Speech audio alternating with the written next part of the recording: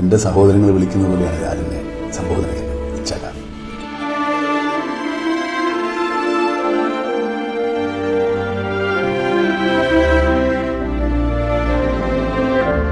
അത് 40 വർഷത്തെ ഒരു ബന്ധമാണ്.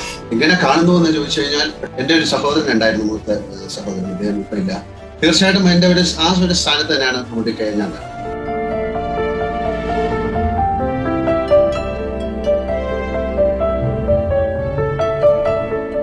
മോഹൻലാൽ പ്രസംഗിച്ചാലും കുറച്ച് അധിക പ്രസംഗം നടത്തിയാലും ഞങ്ങൾ സഹിക്കും. ഈ അധിക പ്രസംഗം പറയാനാണ് ഇനി മോഹൻലാലിന്റെ പുറകിൽ ഞങ്ങളുണ്ട്. മമ്മൂട്ടിയുടെ പേരിൽ വഴിപാടും കഴിച്ചിട്ടാണ് മോഹൻലാൽ മലയിറങ്ങിയത്. ഒരുപാട് ക്വാളിറ്റി ഉണ്ട്. വളരെ സ്ട്രെയിറ്റ് ഫോർവേഡ് ആയിട്ടുള്ള അദ്ദേഹത്തിന് എന്ത് തോന്നുന്നു അത് പറയുന്ന ഒരാളാണ്. മനസ്സിൽ വന്നിട്ട് നടക്കാത്ത ആളാണ്. യാത്ര നമുക്ക് തുടരാം. ഇനിയുള്ള കാലം നമ്മുടെ ജീവിത പാഠങ്ങൾ നമുക്ക് പിന്നാലെ വരുന്നവർക്ക് അറിഞ്ഞ് അനുഭവിക്കാനും അറിഞ്ഞ് മനസ്സിലാക്കാനുമുണ്ട്.